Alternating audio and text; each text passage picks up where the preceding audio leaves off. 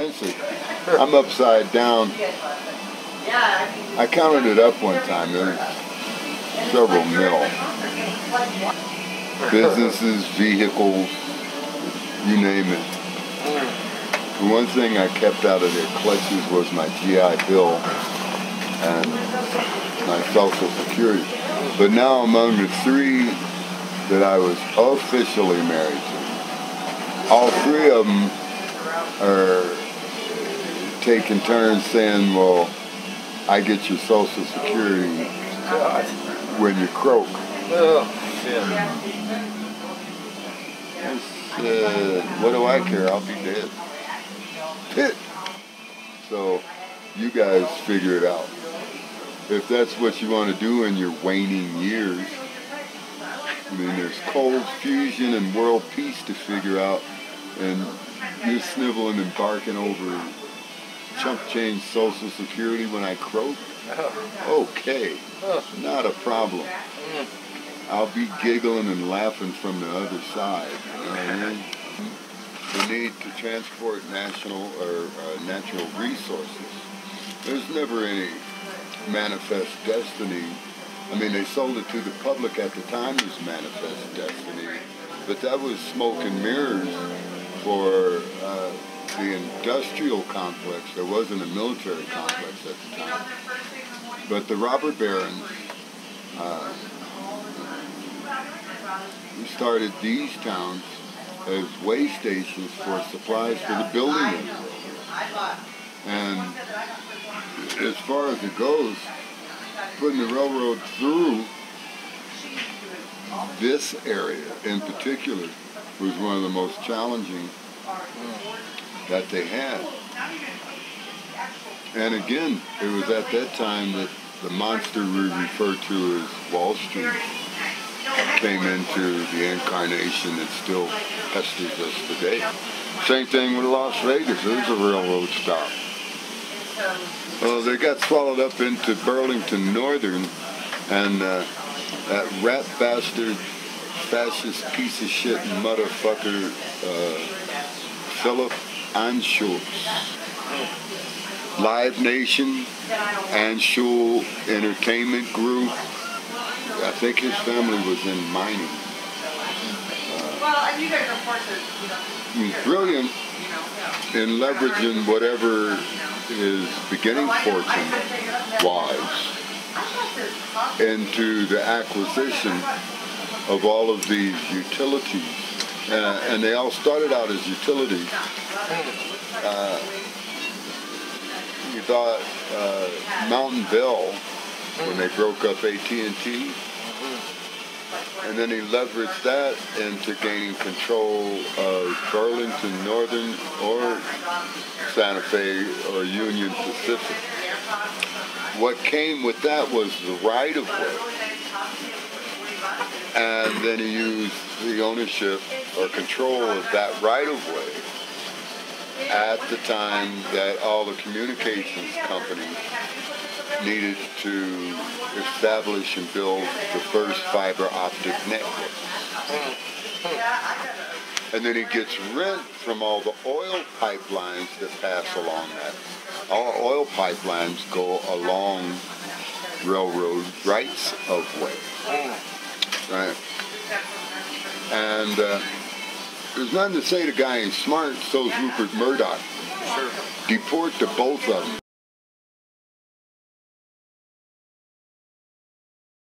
The doors, how to put it, even at the time of the explosive renaissance that was going on, the Doors were viewed by many record labels as just, but they were old school and conservative. Jack Holzman correctly said, wait a minute, we're onto something here. So other record labels had the chance to sign them, but did at Pasadena because of the material. Jack Holzman said, we'll do this. And Jack supported them unequivocally. from start to finish. 1,000%. He's a gentleman and a stand-up motherfucker. I had the fortunate opportunity to meet him a couple, 3 times, and he's just all the way smooth, all the way smooth. And the Doors, myself, and everybody else in the business all respected Jack, you know, going back to when he founded the label. And he's a young kid with an Ampex recorder on his back on batteries going around through the rural South recording folk artists and blues artists, right?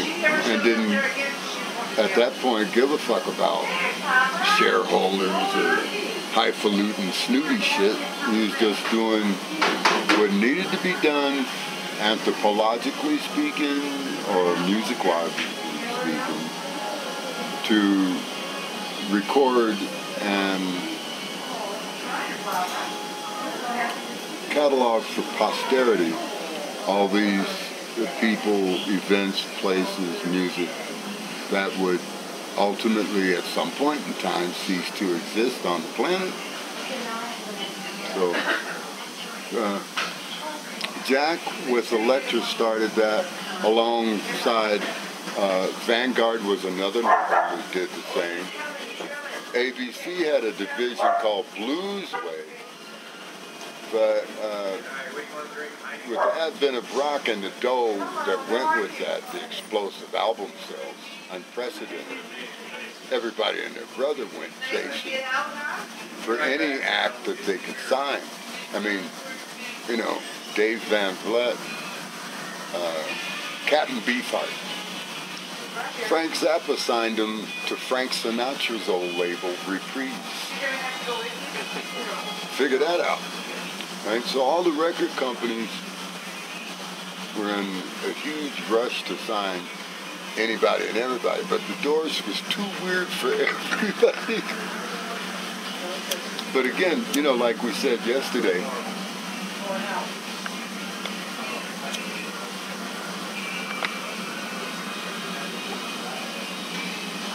the whole bit, in my mind, and some others, we all regarded the Doors more as a jazz group because their music didn't fit rock. The stuff like The End and the vast majority of their material was far outside of the blues structure that rock is usually considered to be. Right? The arrangements that Ray did, Ray and Robbie both being classically trained, you know, like I mentioned yesterday, Journeys Inside the Mind, Sidney Poitier, with a jazz combo behind him, and he's doing the recitation of Socrates and Plato. And I would put that on equal footing with the Celebration of the Lizard, let's say, or Spanish Caravan. One of my faves is My Wild Love. Waiting for the Sun, I think, was probably, I mean, everybody's got their own opinions, and that's cool, but for me, speaking just for me, I think Waiting for the Sun was one of the, probably, I didn't say one of the, I'd say definitely the most essential and creative album. Absolutely. But you know, they tripped everybody up with the next one, the Soft Parade, with the horns and the jazz arrangements, and not forgetting they were huge jazz fans. In fact, wherever we went on tour, all of us would immediately look to see what jazz artists were playing wherever we were doing a Doors concert. And we go and catch them as soon as we could wrap the concert, right? We'd see Muddy Waters in Detroit one night, and John Lee Hooker was fried. He was toasted in the audience, right? And Muddy said, ladies and gentlemen, we got John Lee Hooker in the audience tonight. John, why don't you come on up? And that was after Muddy had already said hello to the Doors when we came in. We just grabbed a table, quiet, you know, no big deal. And, you know, Curtis Amy, that did the horn arrangements on the Soft Parade, was one of their pals because they used to run across them all the time at the Electra Studios. Which reminds me, where we are right now, I just met a guy last week here that was one of the recording engineers at Electra on La Cienega and worked on some of the Doors albums. My age, our age, and met him right here. I got his phone number here somewhere, but small world. Yeah. But anyway, they were huge jazz fans, but they weren't pretentious enough to say publicly that that's what they considered themselves to be, although in fact they were. Right. But to a degree, at that point in time then, they refused that moniker for whatever reasons. I won't begin to guess what they were, but I did like then, and I still do like, the humility that they had then and now. And that's in contrast to strutting peacock idiot fucking assholes. I'll mention no names, but some of them people, you know, like vaudeville had the old hook that would come out from the side and yank them off the stage. Can't tell you how many times I wanted to do that. It's magnificent, the influence that they've had, because it has inspired others to attempt a similar or the same. There's very few examples that I can think of that meet the criteria that would allow me to consider them in the same vein.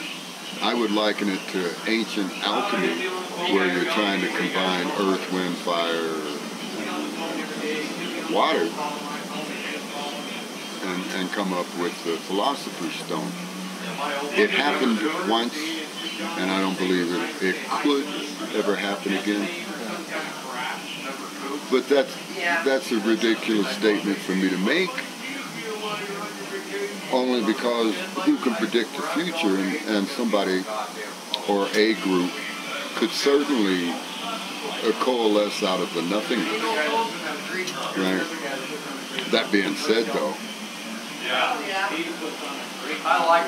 you probably shit a green biscuit before you come up with another Doors.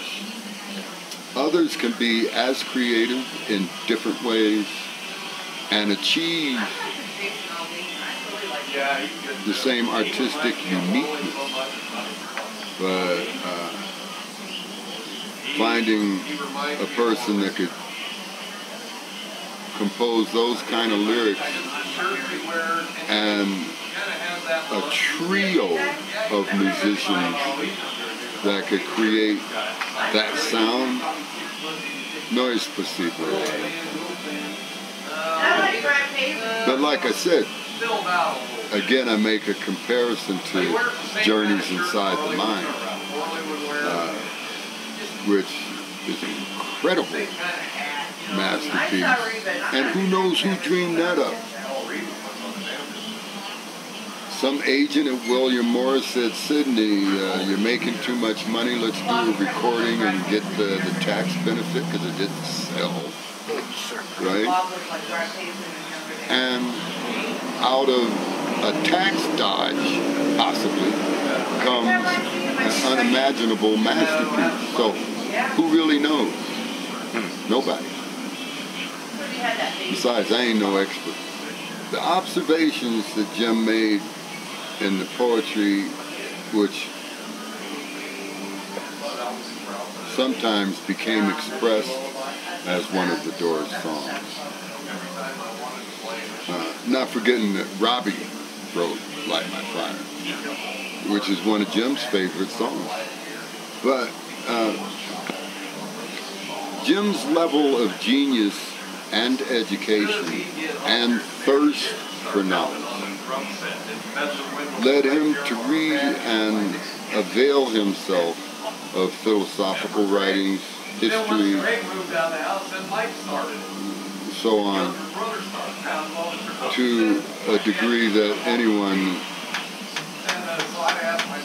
would have to identify as doctoral in a field of study.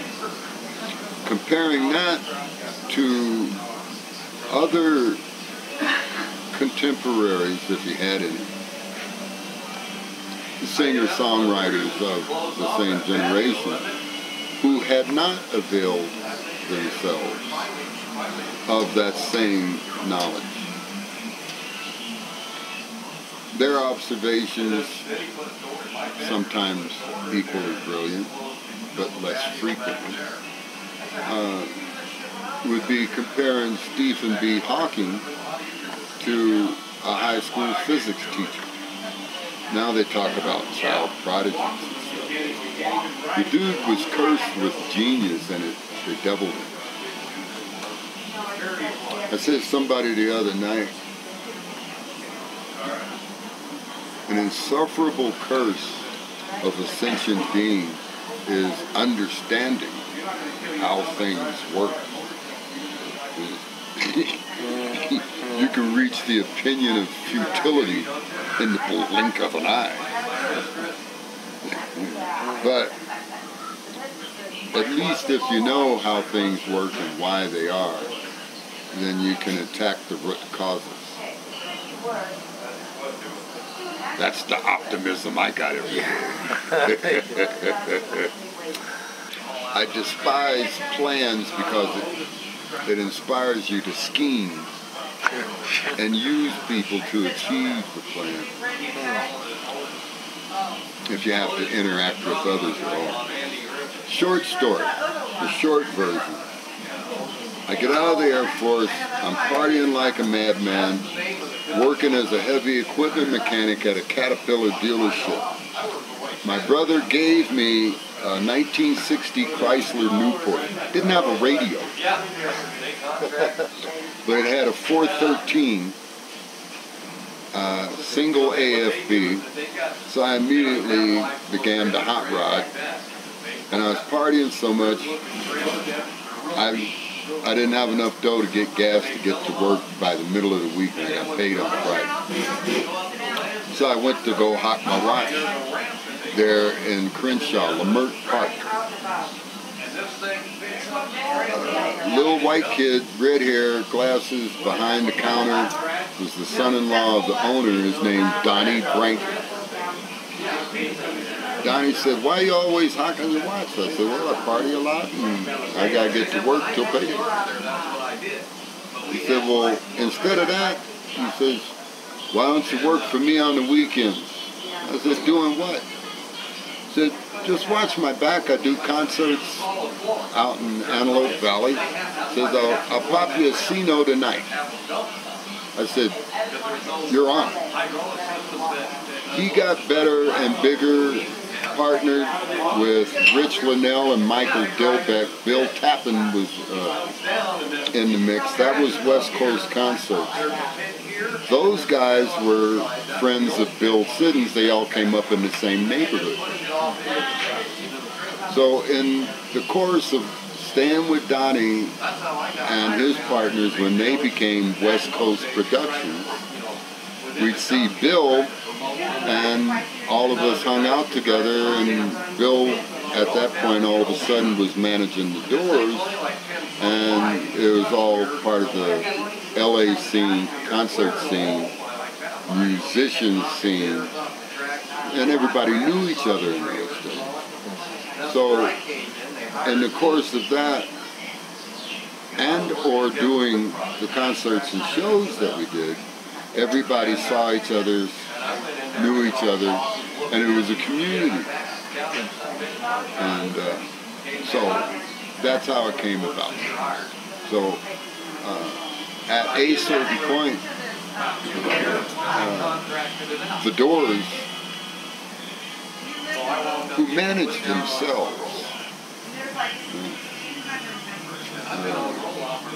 Bill was the manager, Bill Siddons was the manager of records, but he followed the intelligent instructions that the 4 band members gave to him, and did due diligence on all of that and came up with suggestions and stuff. But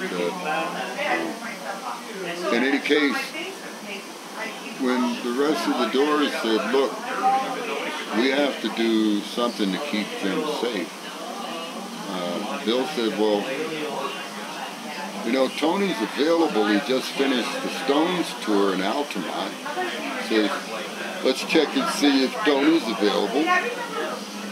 And if Tony and Jim like the idea, then boom. So that's the quick story. He was already comfortable with me, and he wasn't, what's the term, limited by supposition born of lack of familiarity. So he didn't see 285 pounds of black guy that mangles people. He just goes, though, he just went, oh yeah, Tony, yeah. So when they had me over to the Doors office to discuss it, it was just Bill Siddons, Kathy Lisiandro, who ran the office, and the 4 members of the Doors, and I cruised over, and it was very relaxed, laid back, because I had other options and stuff being offered. So it was really my choice. And the way I was raised, old school, my first reaction was, nah, I don't want to do that. I'm going to stay with you guys here at West Coast Productions, which is Donnie, Rich Linnell, Mike Delbeck, and Bill Tappan was their financial participant. And they all said, no, Tony, this is a big move up for you. You know, we'll always be pals and friends. You can always come back if something happens, but we, speaking to you as your friends, are telling you this is something you really should do. And I said, okay, whatever.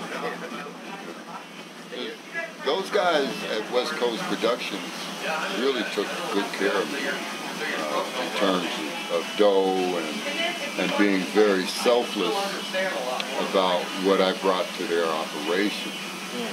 Because, again, in those days, gate crashes were ruining the industry. And if concert promoters didn't do something to manage that liability, the industry would have died a born. And what I brought to the table was gate crashes, huh? Let's get busy. You guys go buy tickets, or you ain't getting in this building. They say, oh, well, it's only one of you. And I say, yeah, and I can whip all of you. Oh, they got froggish a few times and lost. I'll just say that they lost. The title that I acquiesced to was that I was the band's road manager and bodyguard. Okay. The other three members behaved and deported themselves in every moment in such a low-key adult manner that they really had any need of any assistance from me. At publicity events or at the shows, backstage access, those kind of things, I did the road manager bit. But in other instances where the show was not involved, myself and Jim just got comfortable hanging out. And it's amazing, a lot of journalists assume shit about me that they got no fucking clue. So they'll take word of mouth from somebody who allegedly had a second cousin to a sister that talked to a stagehand that was drunk in a bar after the gig, and that's the only reference they got on me. Somebody asked me once, the Doors hired you to keep Jim from drinking. I said, are you out of your fucking mind? God couldn't keep Jim from drinking. I said, the fact of the matter was, I drank along with him, and we'd get shit-faced and have a great time. My sole function that I imposed upon myself was that nothing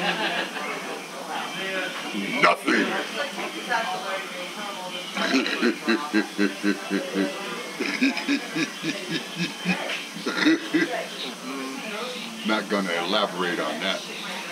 Nothing was allowed to threaten or bother Jim when I was around. There are various ways to accomplish that, starting with the noggin. And I always had the advantage there because far too many people were conditioned by racism or cartoons where the big guy with the muscles is necessarily stupid. Well, I'm not. I was big and had some modicum of intelligence. So while they bought on the misdirection play with the muscles, I'd already outthought them, right? Because they had their guard down because they figured I was stupid. Okay, gotcha. So, there were no situations that occurred that had a negative impact. I'll admit to this. Throughout the years that I was in the business, doing that job or similar,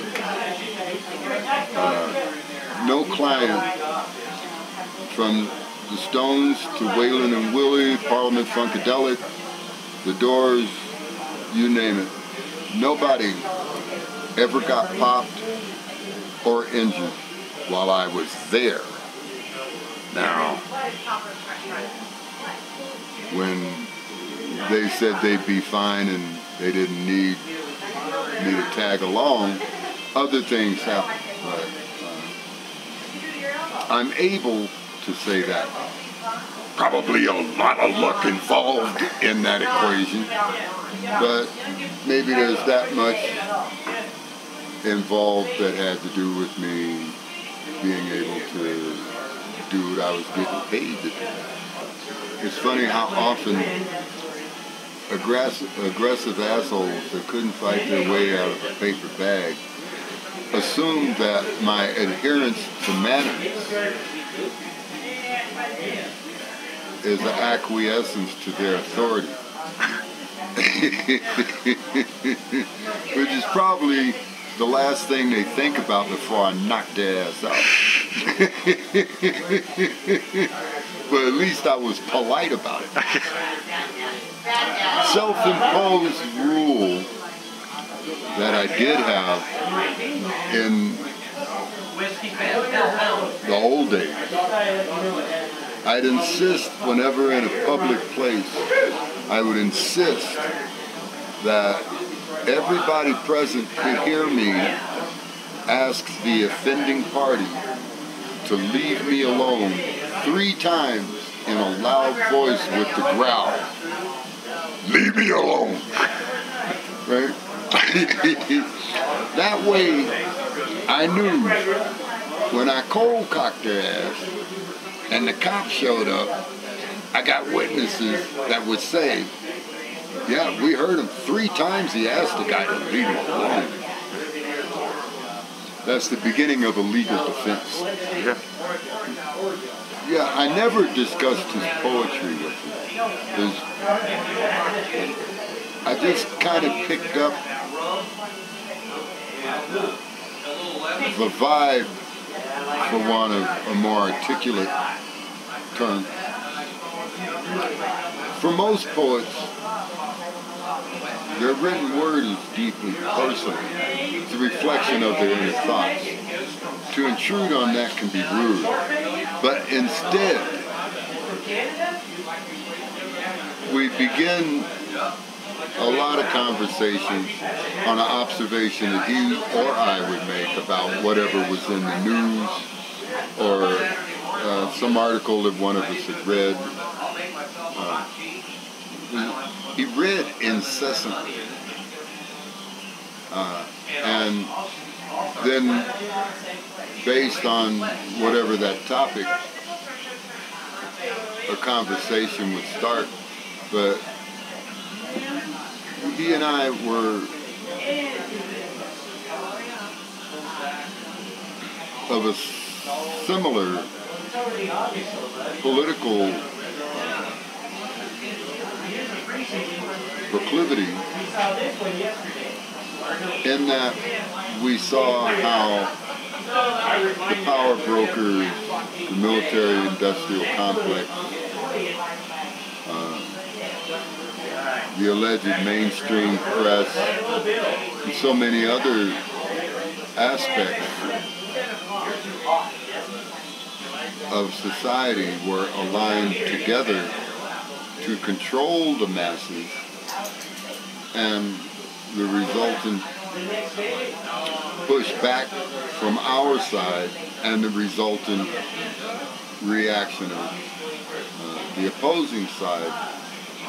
And neither one of us were happy to know these things, to observe them. You know, it's like in one of his lyrics come up, from 5 to 1, so much of that song reflected the political belief. He didn't see himself as a hippie or a freak or a long hair. He saw himself as a poet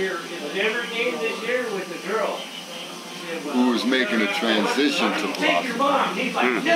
But when he says, you walk across the floor with the flower in your hand trying to tell me no one understands, you know, selling your flowers for a handful of dimes. The conversation had actually been about the true hardcore freaks and long hair progressives who actually believed in the cause, maybe represented 10% of the fan population. All the rest were just following along for the party and the pussy. Okay? And those are the coupon clipping Republicans you find today that had long hair and were hippie freaks, allegedly, right? But their diseased hearts and minds still persisted even then. And we knew that. And it's kind of sickening of a revelation.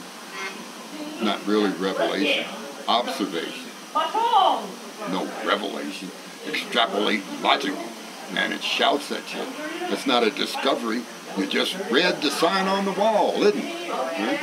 So, much the same now.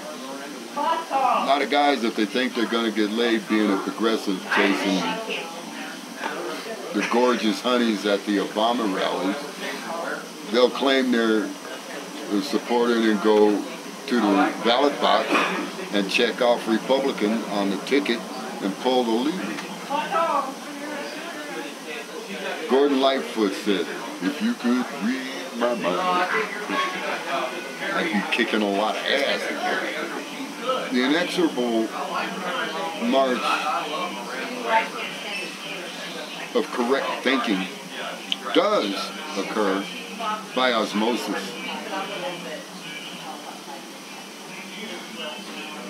Is it at the levels that the alleged press claims? Certainly not. Citizen Kane was based on William Randolph Hearst. Could just as easily be Rupert Murdoch. That fuckface son of a bitch. I'd bust his jaw just for the fun of it. Give me the chrome bracelets, I'll do the time. I don't need no fame, I could be anonymous. I go to my grave knowing I had fun because the motherfucker had it coming. He wasn't just mouthing words to sell records. He never got in it for the dough. He couldn't. I swear to God, I seen it every time I was around the man. He had as much a disdain for money as I did. I mean, it's nice, but there's no way I'll sell my soul for cash in the pocket and then look in the mirror and be disgusted with what I see looking back.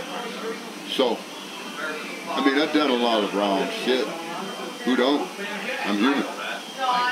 Fallibility, according to Catholicism, is only capable of one of three entities that are one. That's the Holy Trinity. So unless you got Almighty, you're going to fuck up. Get used to it and stop telling me that you're perfect, because you ain't. I'll bitch slap you through the fence. Okay?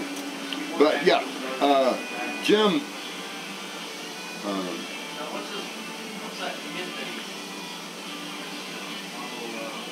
poor guy.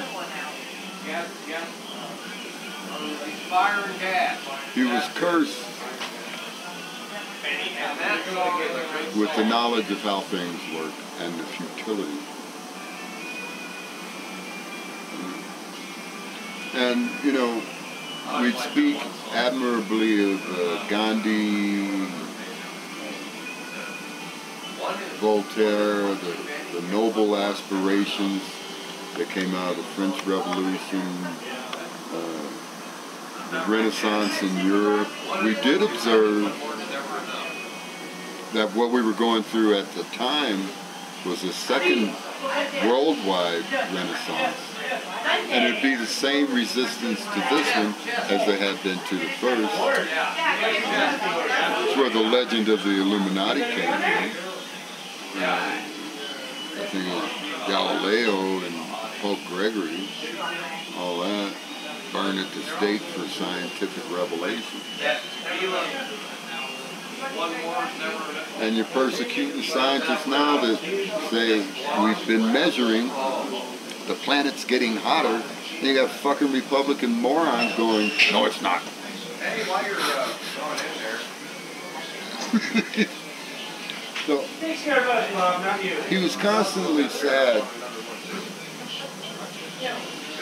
to see the lack of the will of the electorate to accept the truth, and then, upon acceptance, initiate corrective action. Because it's just easier to smoke a joint and drink a bottle of Red Mountain and go, I'll get around to it tomorrow. And to that end, it was frustrating to him. And a lot of times some of his outbursts were related to that. But no, the fucker didn't have a commercial bone in his body. He couldn't give a shit less. He's a good egg, that one. I really liked the guy. Had in fucking integrity. How often do you find that? The real thing. Integrity. Who's got it anymore? Wish Obama did, but he caved. I plagiarized from an unknown author who said, you stand for something or you stand for nothing. You know? I've never been bashful. Like Groucho Marx said, I would never be a member of a club that would have me. However the correct verbiage goes. But something I always enjoyed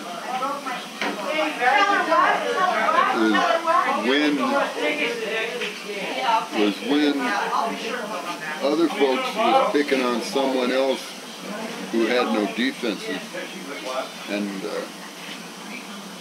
I'd volunteer and step forward and say, you got a problem with this guy, you got a problem with me. And you say, well, you're by yourself.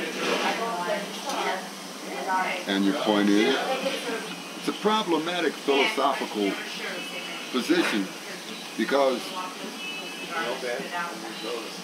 the lizard brain, God bless Carl Sagan, the lizard brain at the brainstem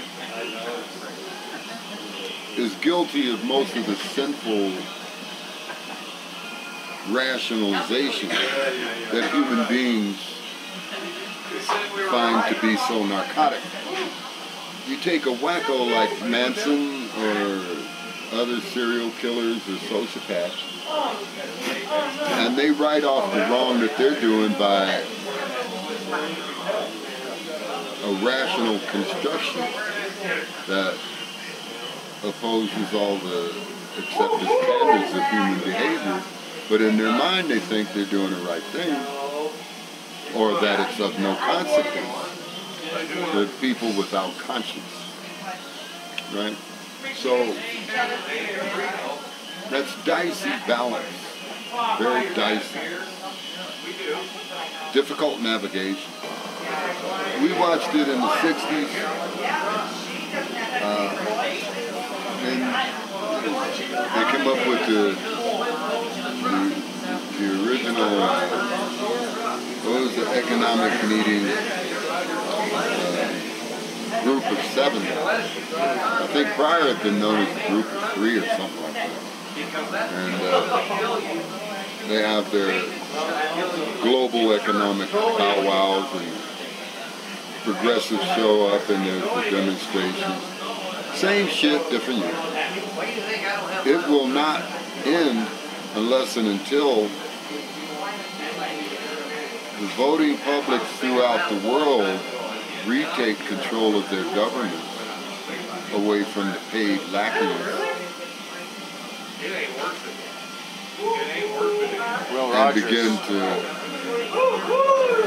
And begin to manifest the ideals. The alternative would be revolution.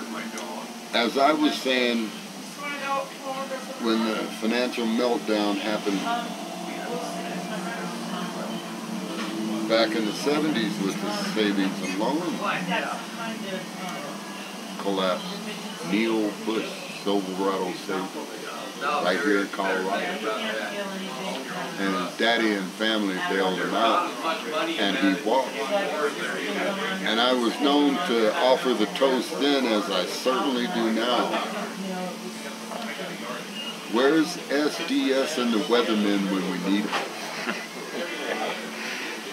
Because remember, they got famous for blowing up banks and going after the bank bigwigs.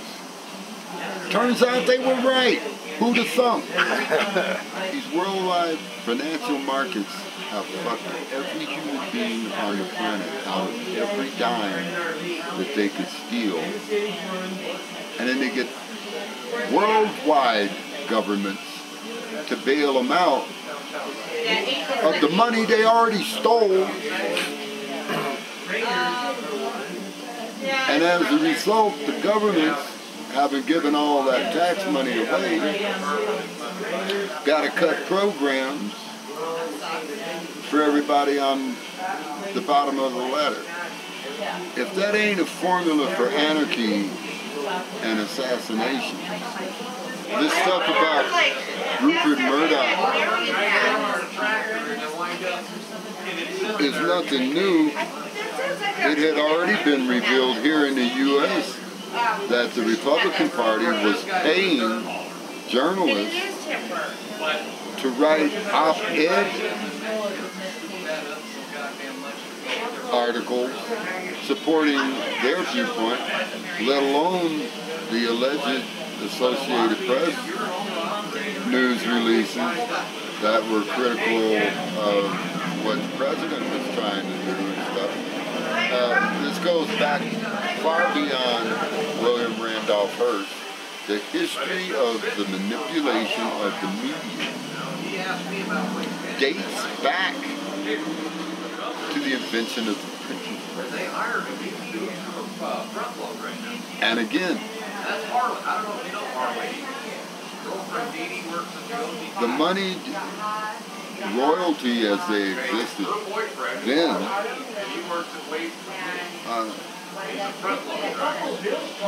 tried to put the genie back in the bottle and ban the printing press. And they enlisted the church to do it. The remnants of the Holy Roman Empire made all of Europe Catholic. So they got the Pope because his rules crossed borders. And they couldn't blame the royalty for it. It's the opinion of the Pope. And that's the voice of God here on earth. Right? So, manipulation of the media dates back at least that far.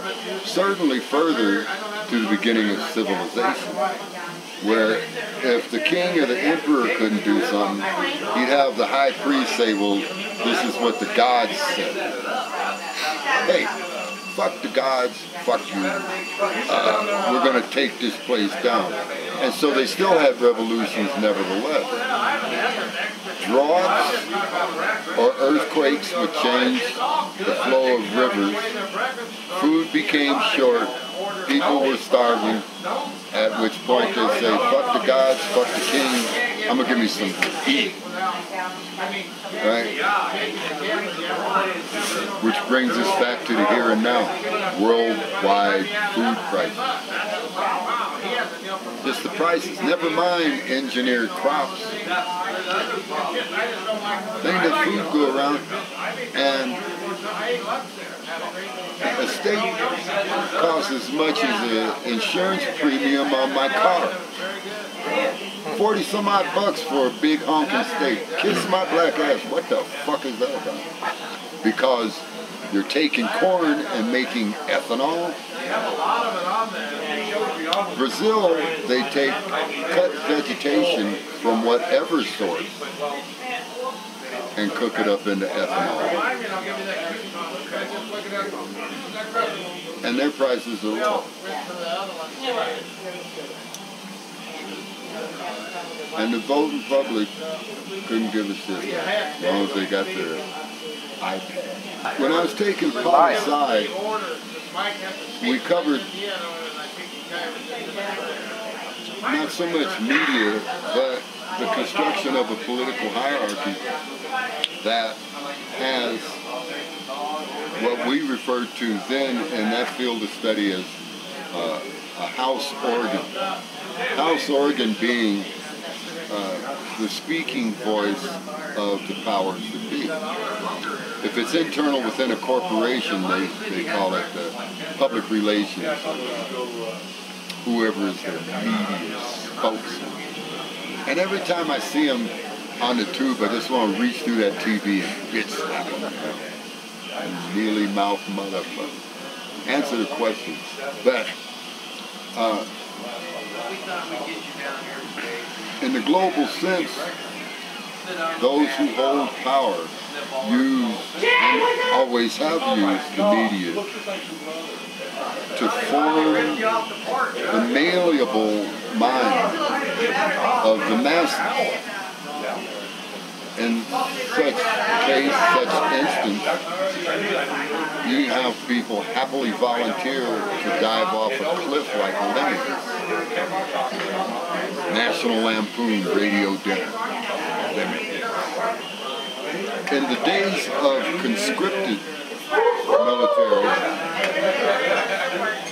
there was a soldier that got drafted. And then those who got paid, independent of that, were known as mercenaries. Now we euphemistically call them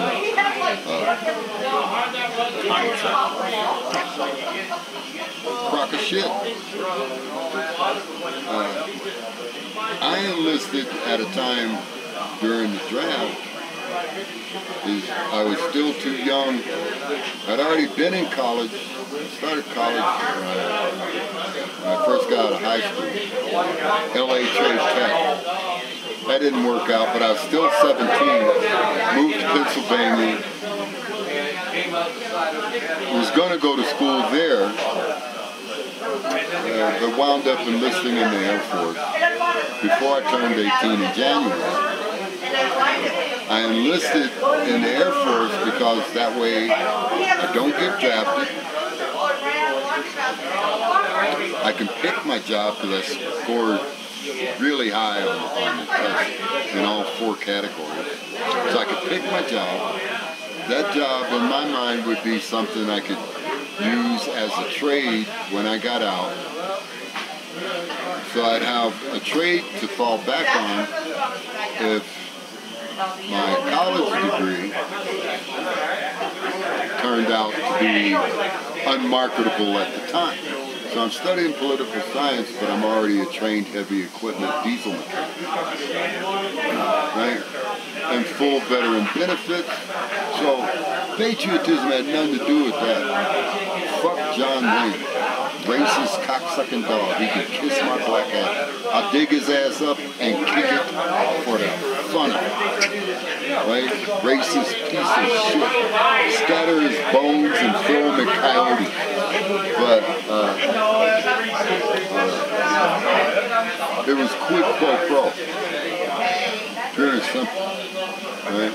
So if I survived, I got veterans benefits.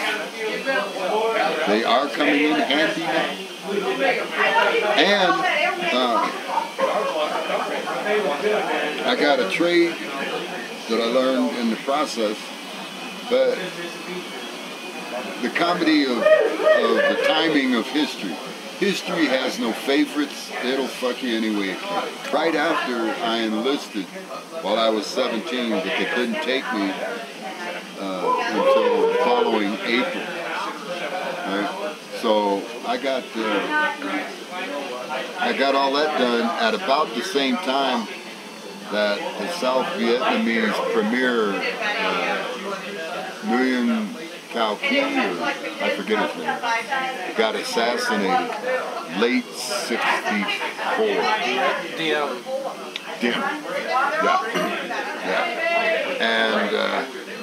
So by the time I had learned my trade in tech school and all that stuff got shipped over,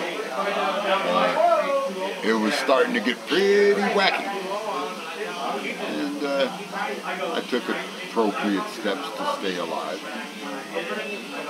Came home. Been fortunate enough to have friends in that trade, print and electronic, and I've had conversations, blunt, bent elbow conversations, where, yeah, that was admitted, but of course they couldn't go on record about it, but yeah. And again, it's nothing new. What we were taught in poli-sci, when you're reading press releases or anything in the newspaper or listening to it on TV, is not to take it word for word verbatim, but as they say, read between the lines. The term read between the lines is an admonition to take note of what is not said. And in the course of that, if the original question is still avoided, then you know that all of the rest that you're reading or seeing is a crock of bullshit, because the question ain't been answered.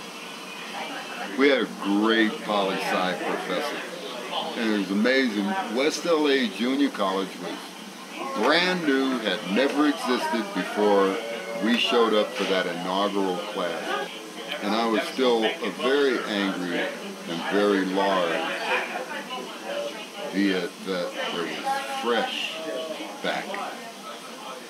It used to be funny, I march into demonstrations with the little bony, long-haired freaks at the peace rallies, and here's all the hard hats on the sidewalk arfing and barking about how they're going to kick the hippie ass. I turn around and say, well, hey, how about me? I was a card-carrying member of the Peace and Freedom Party. Remember the Peace and Freedom Party? Hell yeah.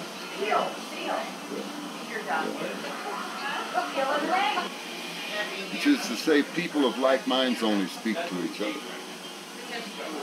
By whatever means, picking which newspaper you read or which TV news network. It's fragmented into numerous clamoring voices. Carter did everything correct in terms of being a progressive and making the government accountable. He gave all of the departments under his purview the requirement to zero base all their budget. Don't just give me a copy and paste the last year. Start from zero and explain what you're going to do with this money and why it needs to be done. So he had a bureaucratic revolt, and in any government that has ever existed on this planet, if the bureaucrats decide to shut the government down, you're fucked. Number one. Number two, the nature of much of the things that Carter had on the agenda were opposed by the Republican South, which went Republican after Harry Truman integrated the armed services. It had nothing to do with the Supreme Court. Eisenhower's Supreme Court, Earl Warren Court.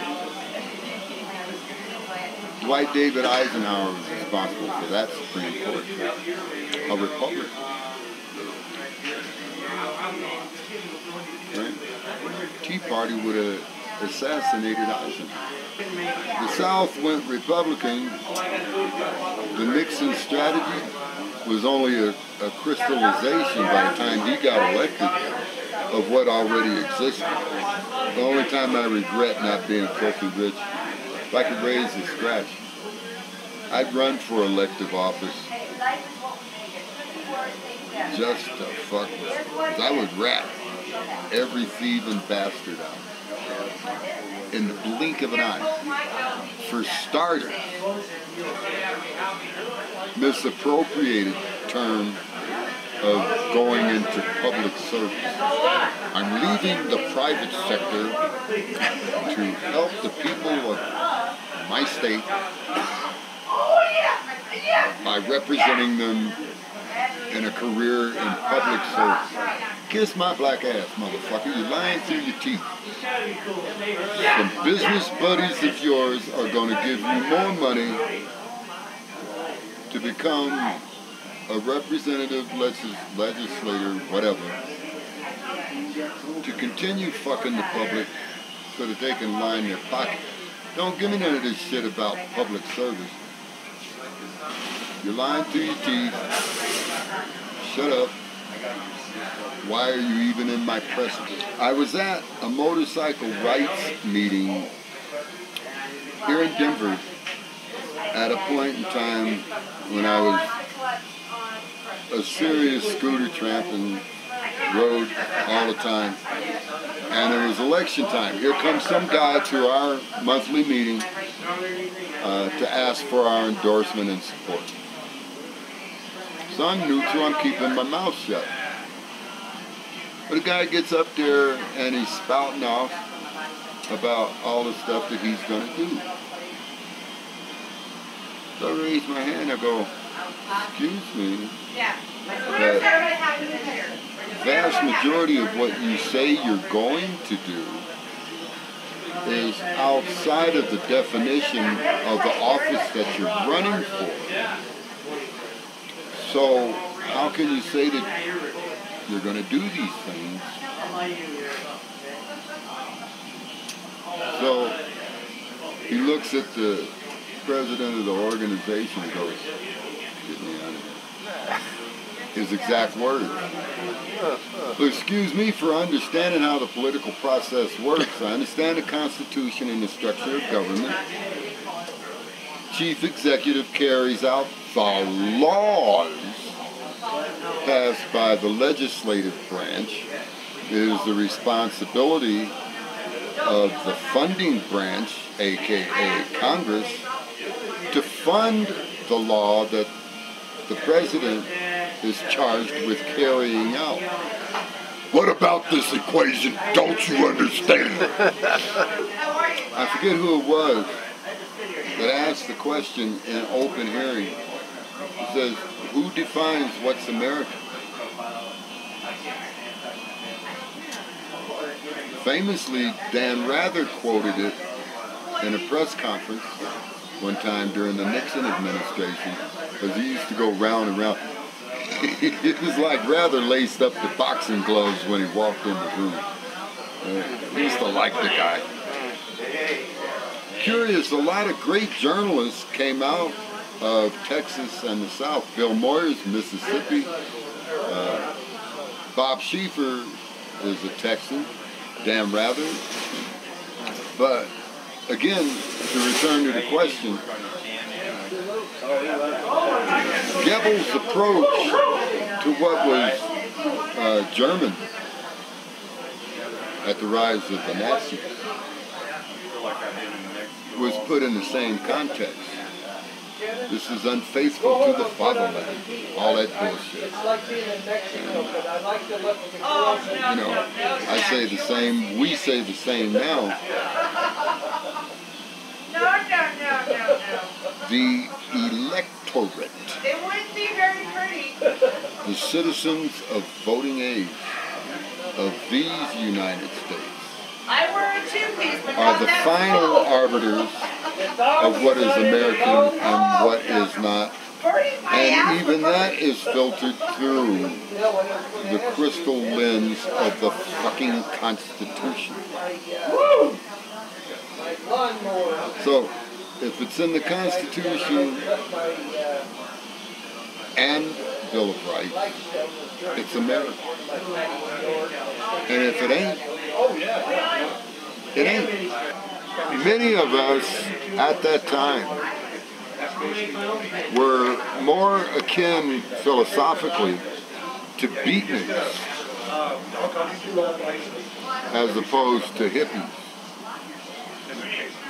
And the two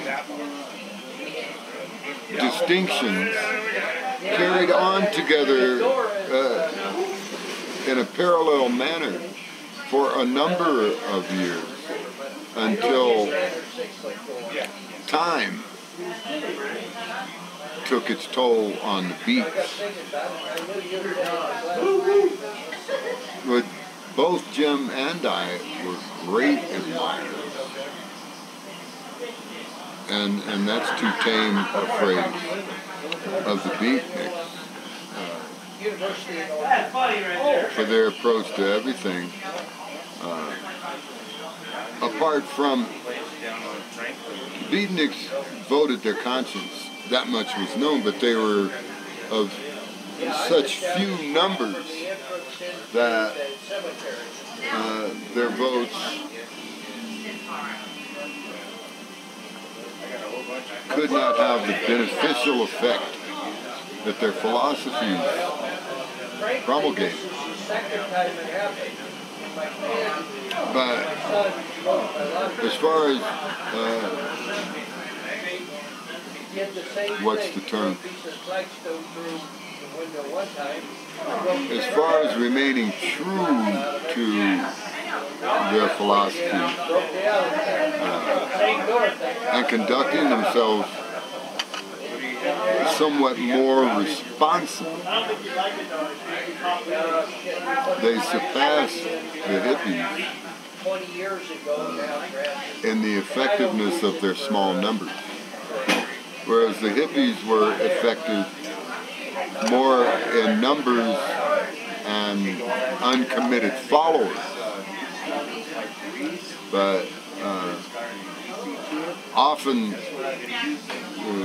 Jim, myself, Babe, Paul, all the guys of the group who were Jim's pals that hung around with him, agreed with beatniks more so than the hippies. Reading voluminous texts was something hippies didn't do. God bless them. I remember Hugh Hefner in Playboy I've never been to Hawaii. I'd like to go sometime. putting a positive light and spin on the beatniks when he had the Playboy Penthouse, the original, in black and white in the 50s. We talked a lot in the limos, or when we were just bellied up to a bar, at a neighborhood joint like this. We both hated snooty, ritzy joints. I went all these years, October '68 until recent, just being left alone. We need a fuck alone. Now where it is, here comes everybody and their redneck brother. Thank you for your service. Hey, fuck you and your service. Kiss my ass, motherfucker. Where was you when I got out? Where was you when Dick Cheney and George Bush was charging GIs for their prosthesis over a bullshit oil war that they started? Where was you when I needed my GI Bill to go to college? Where was you when I needed all the other shit that was guaranteed to me when I enlisted? You gang of cocksucking dogs. Vote Republican for defense contracts for shit we don't need, and fuck the vets when he needs to go to a VA hospital. Kiss my black ass. Fuck you and thank you for your service. But you vote like you're thanking me for my service. Rat bastard motherfuckers. Everybody running to get in line. hypocritical, cocksucking dogs.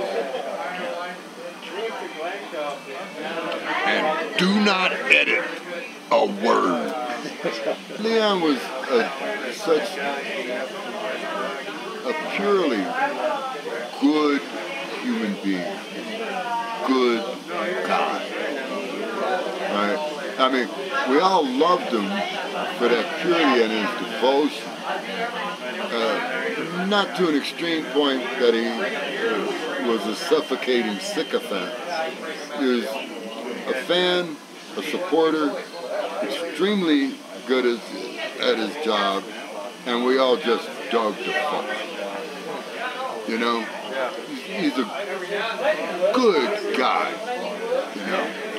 But more than that, Leon was just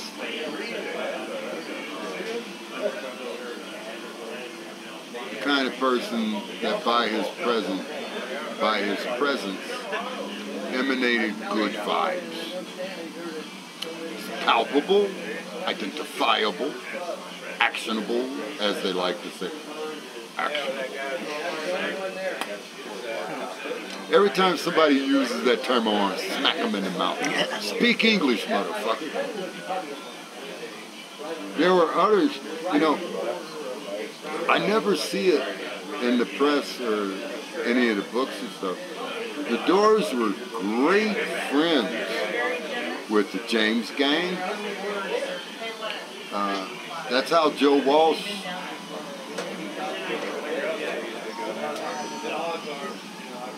came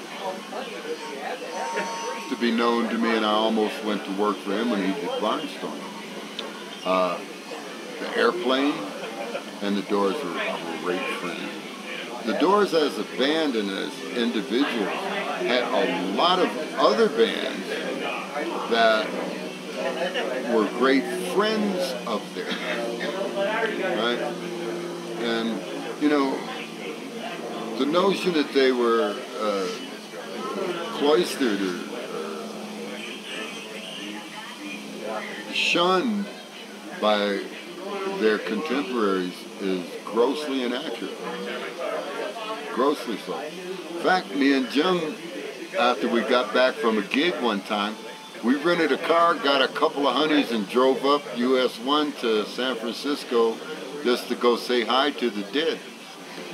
As it turned out, the two of us, me and Jim, were so stoned and entertained by the honeys, we forgot to check and see if they were home. They were out on tour. So we farted around in Frisco and did other stuff. Which brings up that hostile Chinese waiter in Chinatown up in San Francisco. That's another story. Sam Woe? Oh, That's Sam Woe? We never bothered to learn his name, but homie was hostile Upstairs. from the word Upstairs. go. Yeah. At Sam Woe Restaurant. You go up the stairs. Yeah. And you walk in the kitchen. Drapes. That's the After dumb they bring waiter. you the We were grub, talking with Ford. They bring you the grub, and then they close the drapes. Right? For privacy. Well, we said, nah, we'll leave them open. And the waiter comes back, he's all bent out of shape, frothing at the mouth. Wham! And he closes the drapes. And me and Jim looked at each other and went. And so it went, and the honeys are like, you know, laughing their ass off. And it was insane. It was great. It was great. It was great. Huge cultural backlash from the powers that be were not constrained to the Doors alone.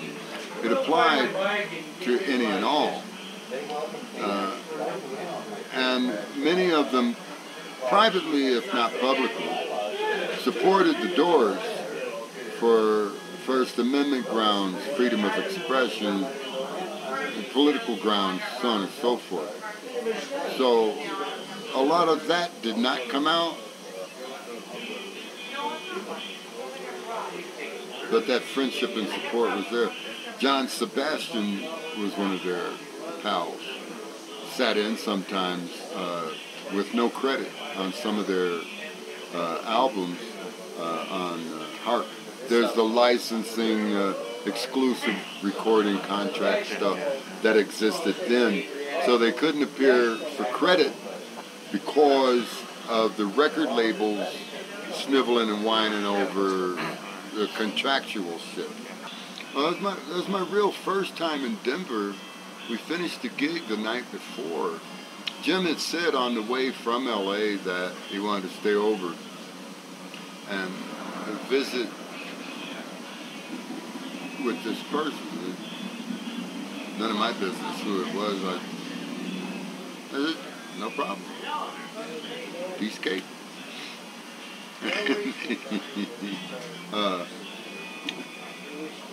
After the gig, the DU Arena, the rest of the band, everybody went back to LA. And Jim and I bounced around town.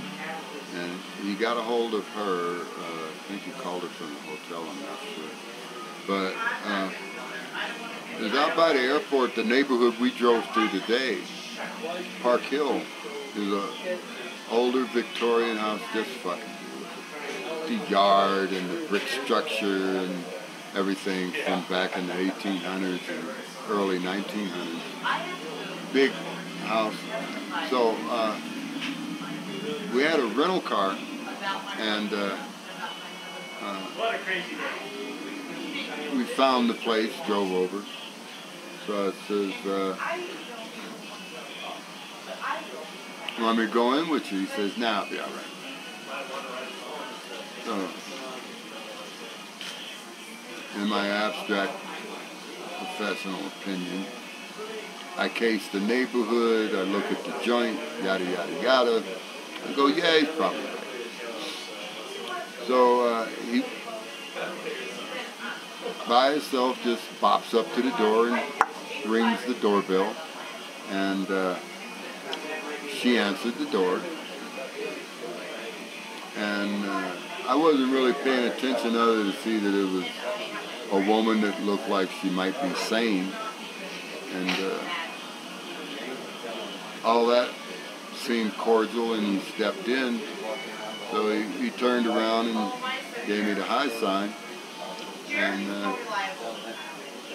I said, okay. So I went and got lost, found a bar, and farted off for a while. He had told me, you know, come back later and pick me up. And I surmised from his attitude when I went back to pick him up that it was an enjoyable conversation.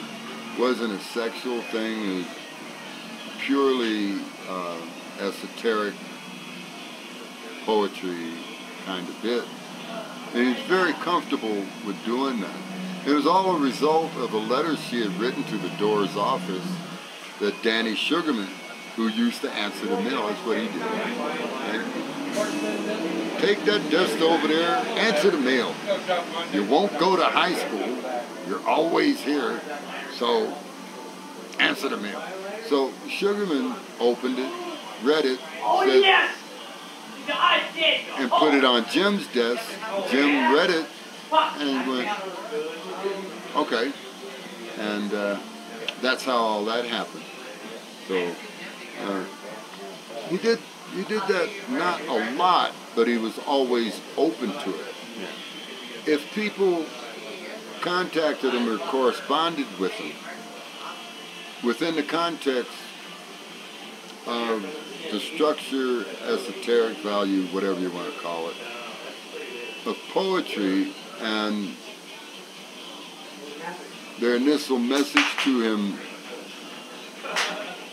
had some inkling of sanity and intelligence, then he would be intrigued by that and get to it if he could. So he did in that case. He never considered himself a rock star or even a rock and roll singer. From day one throughout, he was merely a poet. In fact, he would have been content if the Doors had just used his music and got somebody else to sing. If the Doors had just used his poetry and got somebody else to sing it. He just wanted to be a poet. If the dough from the Doors provided the dough for him to be a poet, that's cool. Initially, he didn't even want to get on the stage and sing. Me and Bill Siddons that popped up with the nickname Golden Throat. Because, you know, Deep Throat was gone. No, Deep Throat came later. But Golden Throat merely reflected the fact that we thought he had a great singing voice. But he didn't think so. Whether he was accepted by other peers within the definition of calling oneself a poet.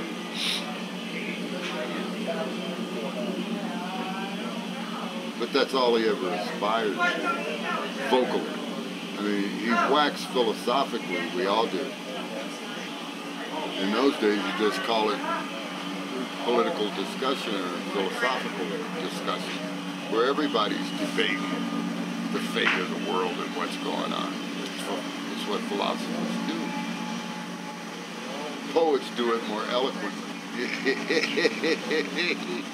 It's like we said, you can't define jazz. He had a cosmic antenna for emotions and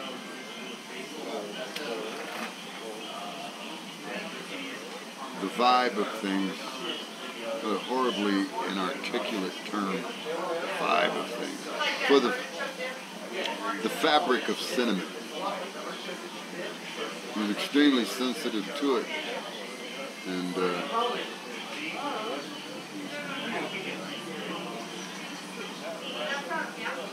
we knew that it bothered him. A lot of the attacks were pretty savage, and a completely subjective topic like poetry is good or bad. Some critic says, well, this is shit. Hey, fuck you. What the fuck do you know? You don't write poetry.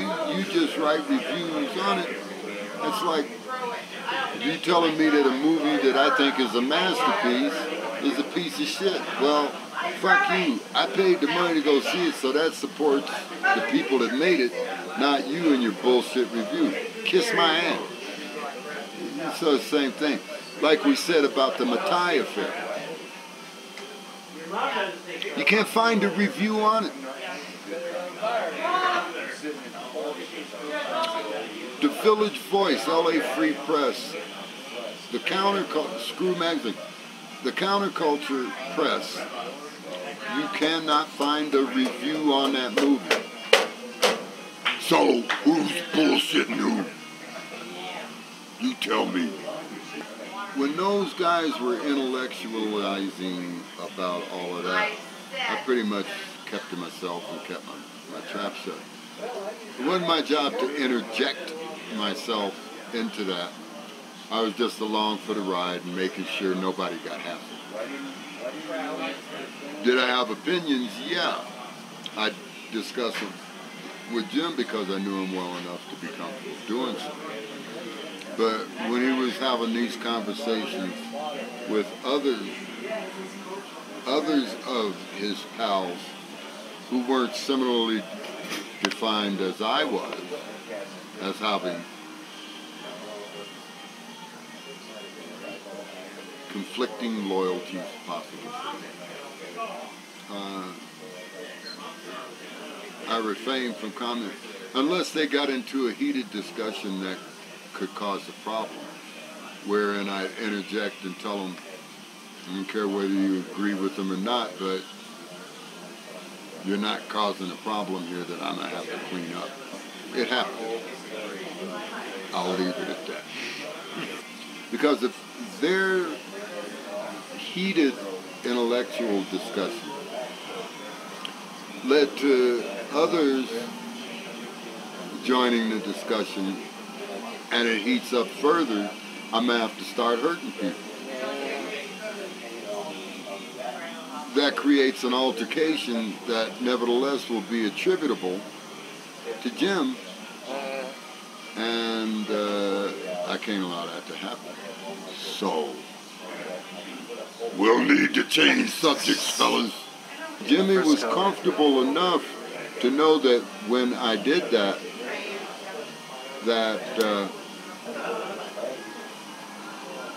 I was looking out for him, number one, as I'm supposed to do, as I'm paid.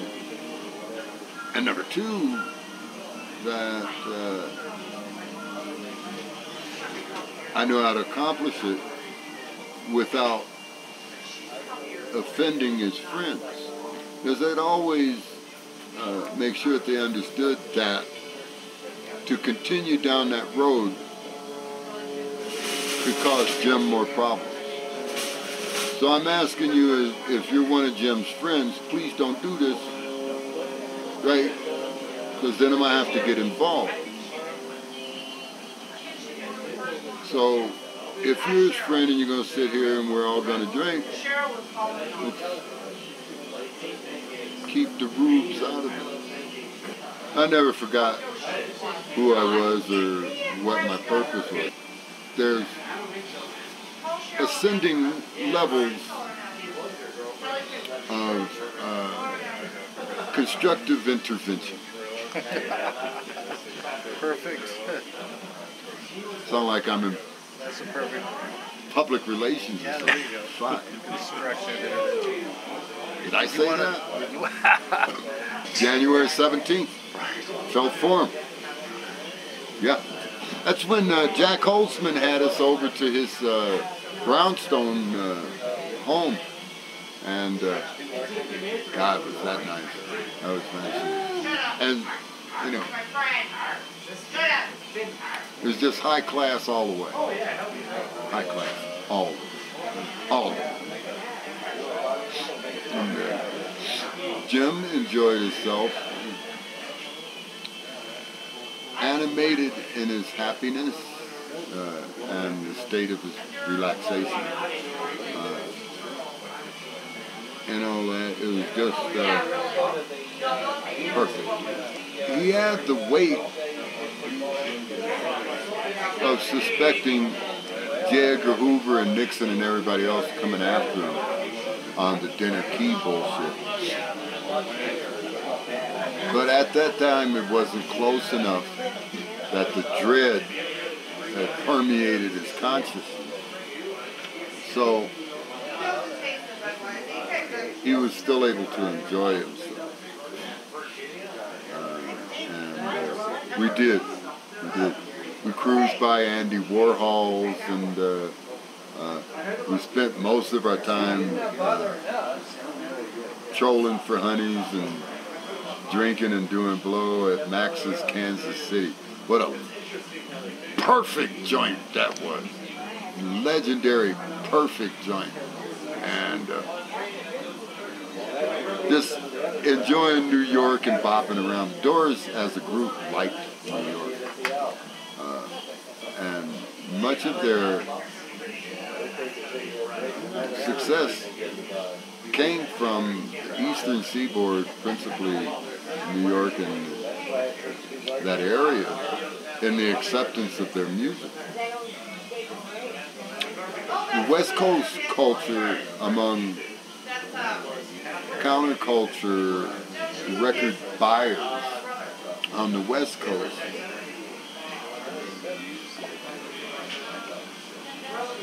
had evolved as peace, love, flowers, and the esoteric flowing of the energy and all that stuff on the West Coast. East Coast was a little more realistic and hard-edged, as exemplified by many of the East Coast bands that had success. And so some of the initial success that the Doors had, especially touring, was the East Coast. So as a result, they were fond of their East Coast fans. Ray was, in fact, all the rest of the Doors, in fact, all of the band themselves for And one of Elvis's not hermits, is but going to be there, making his favorite sandwich, which is an very amazing private. BJ. They didn't live their lives One of publicly. Elvis Presley's old chefs is going to be up there serving Reminiscent of Miles or Coltrane or MJQ. peanut butter, bacon, and jelly sauce. Those were their examples that they didn't necessarily follow, but were remarkably similar to. And so, I like a grilled cheese, bacon, and tomato. how to put it, That's yum. That's yum.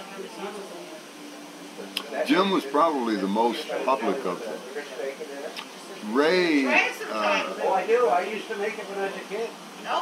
jealously guarded where he lived. I've been tremendously complicated in years since.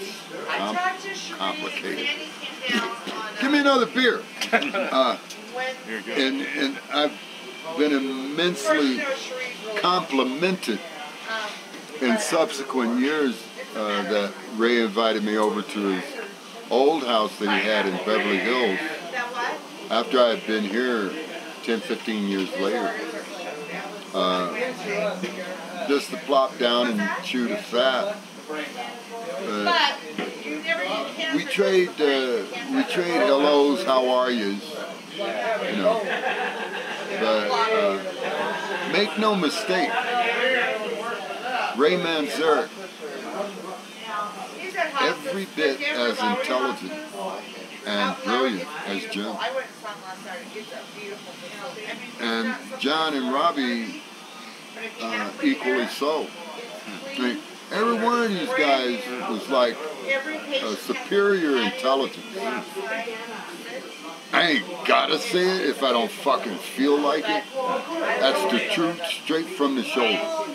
Bitter. Take it or leave it, couldn't give a fuck less. But each of them were brilliant in their own right. The press ascribed something different to Jim because of his eccentricity, possibly. But make no mistake, Ray, every bit as smart as Jim. Every bit. And, make no mistake, Ray Manzarek founded the band. His idea. Pure and simple. No mistake about it. With that being so,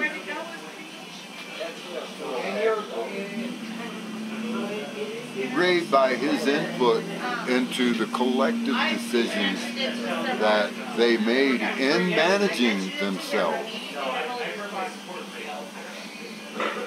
had weight that the others bothered to consider. And they regularly had lively debates. No screaming, no hollering, no cussing and name calling. They conducted themselves, even at that young age that they were, as grown men debating and reaching a collective consensus. And I admired them for that, and I was comfortable working for them because of that. It only takes one nutcase to fuck it up. We didn't have any nutcases. We had an eccentric genius and a conventional genius and two other way smart guys.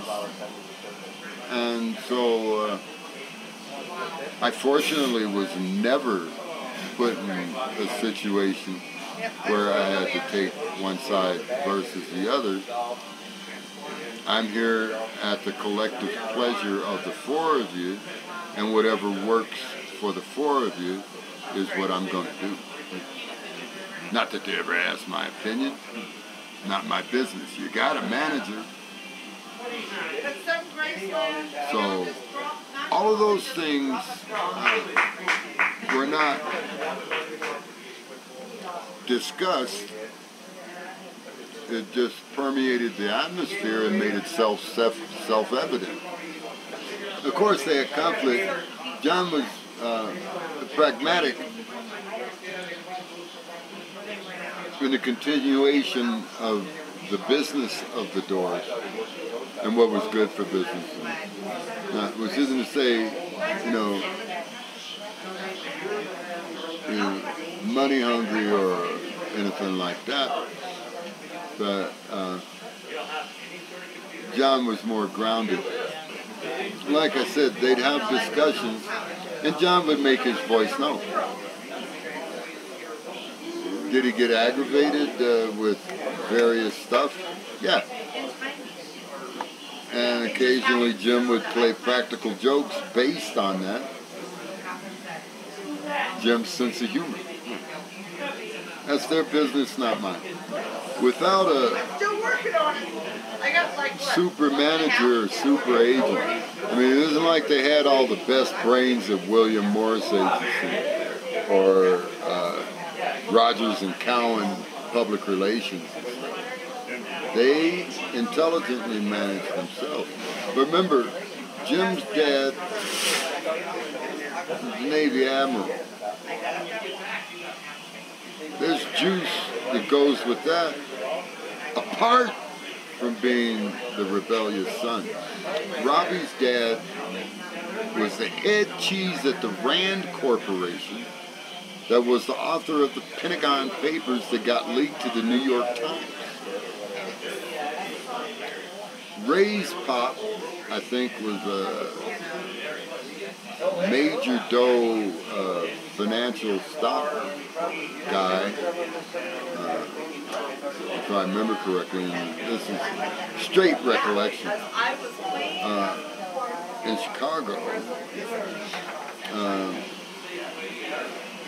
The coincidence is that I never felt the need to do research on John's background. I used to take all this stuff at face value. But again, I say, even given their youth, these guys were all of superior intellect. And the four of them working together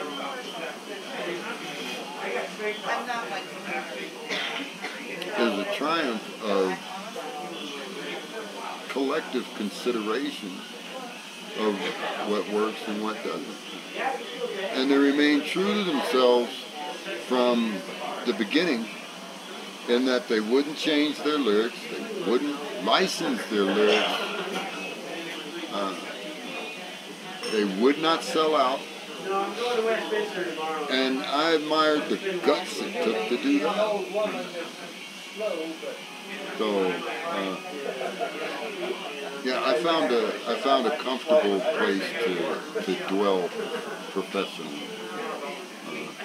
with them for the way they conducted their business and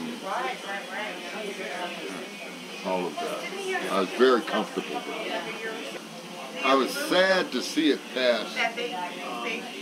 The old Hollywood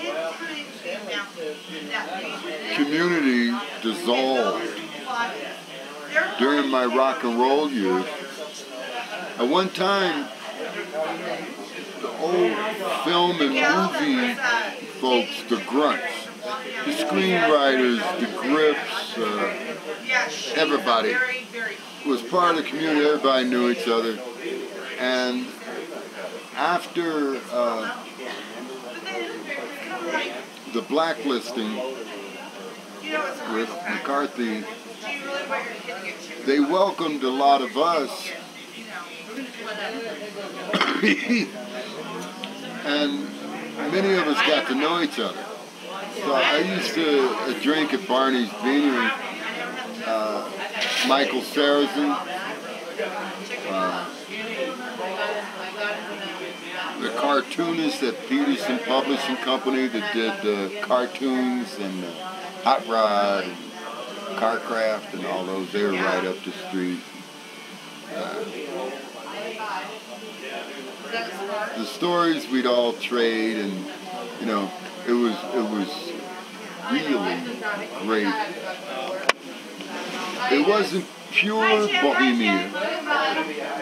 It was a working bohemian, right? Who were able to make a living, sometimes a good living, being creative bohemians.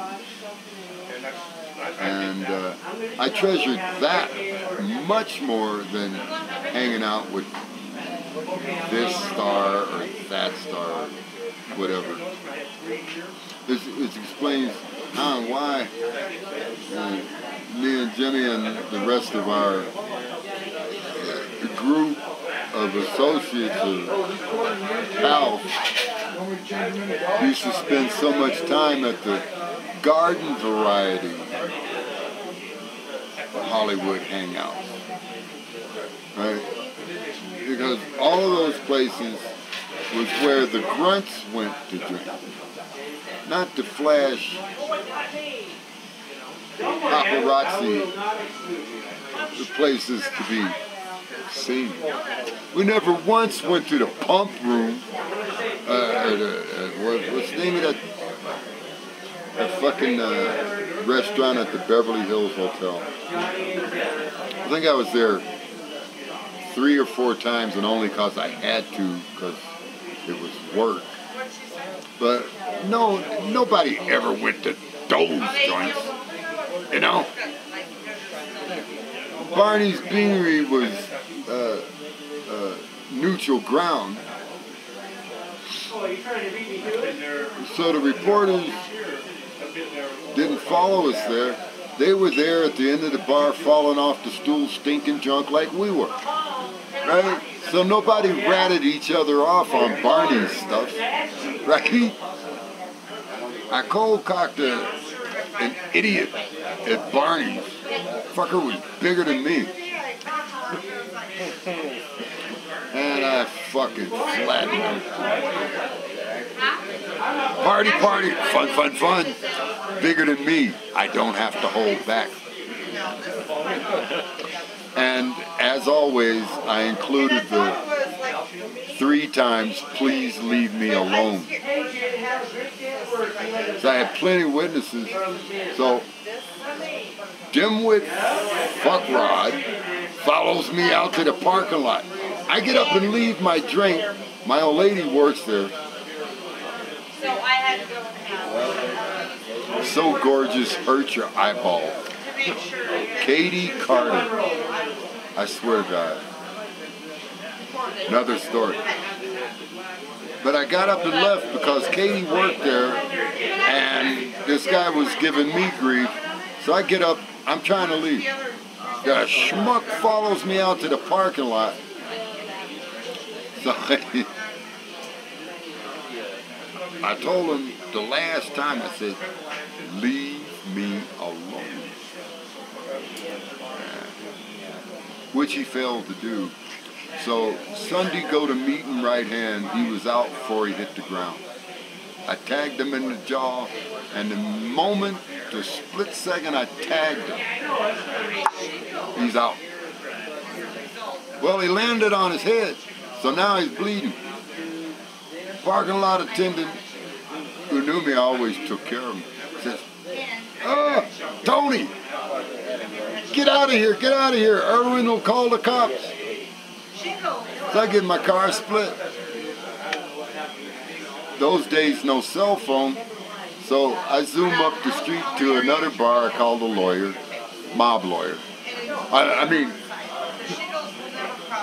Hollywood, William Morris Agency, lawyer on call.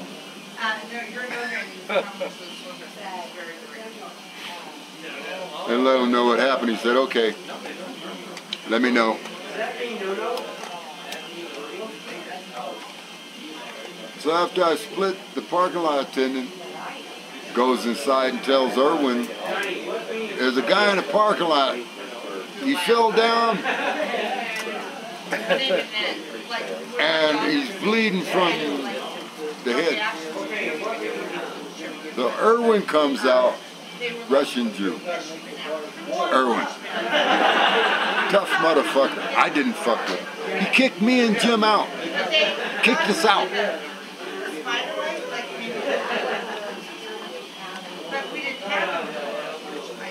10, 12 years later, I go back. He says, "What are you doing here? You know you're 86. I kicked you and Morrison out of here." I go, "Irwin, he's dead." And it's 10 years later. He goes, "Okay, I'm keeping an eye on you."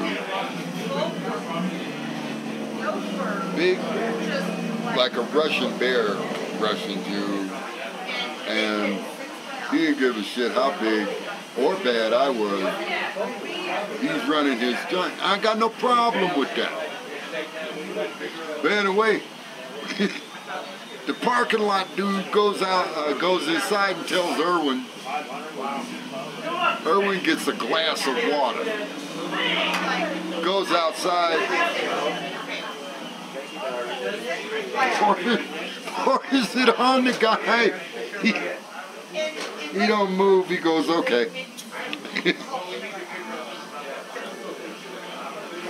So the LA County Sheriff show up and they say to Irwin, because they know him really well, they say, "What happened?" He says, "Hey, he fell down." Irwin didn't rat me off. From that day forward, anything Irwin mentioned to me, "Oh, Tony, by the way, da-da-da-da-da-da-da." That's an automatic. It's an automatic. God rest his soul. He passed away, and somebody else has the joint now. Ain't the same, but...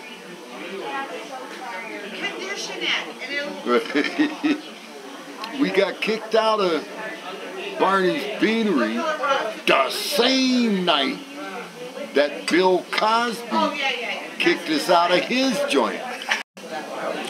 Up until the time that I popped up, and it's merely a coincidence of time,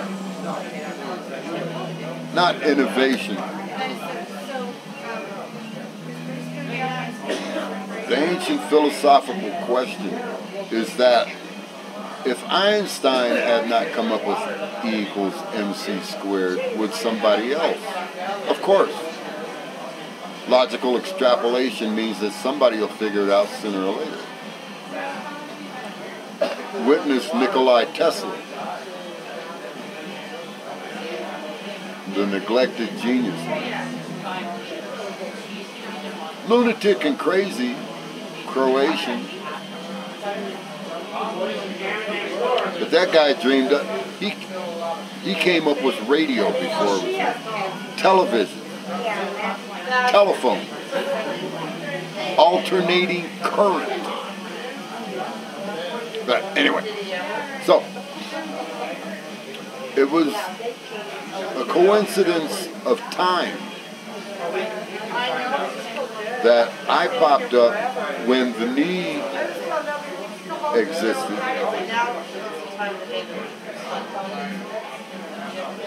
to get a handle on gate crashers and being able to conduct the business of presenting a concert.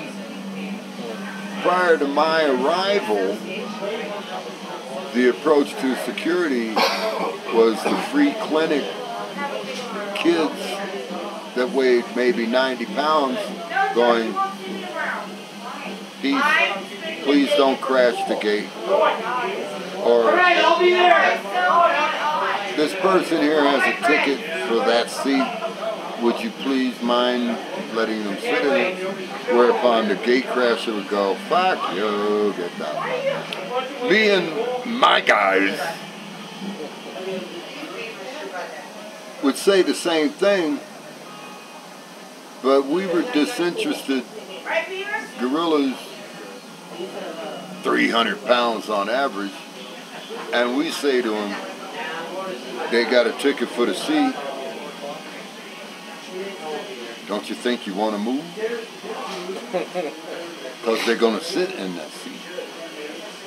One way or another.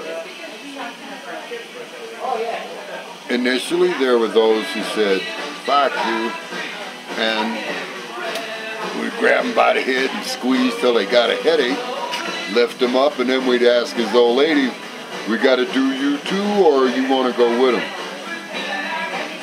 And set them down. You wouldn't punch them out or beat them up. Just pick them up and start walking away. Very simple. Nobody had thought of that or attempted it before. Certainly somebody would have, but me and my guys were the first to actually do it. And I chose my guys not for their size or muscle, but for their sense of humor, where they could communicate this in a relaxed manner and say, ain't no big one way or another. I don't want you to get embarrassed in front of all your friends, but if I have to, I will. And they didn't think we would at first. That didn't take long, because the morons that challenged whether we would or not had that demonstrated to them in front of a sold-out house that watched it go down. So when we had to move from there to another place to do the same thing, they knew what to expect. And they said, well, no, I just saw you fuck him up. I'm moving. Have a seat. Your seat. Right? So pretty soon, Barry Fay, the concert promoter here, got access to promoting the national tour for a lot of bands based on their knowledge that he had this security bit figured out. So Barry used to book us out as a security crew the same way a booking agent would put a band out on tour. Right? So the Stones, the Who, the Moody Blues, everybody and their brother would start to specify that they wanted me and my crew to do the tour security.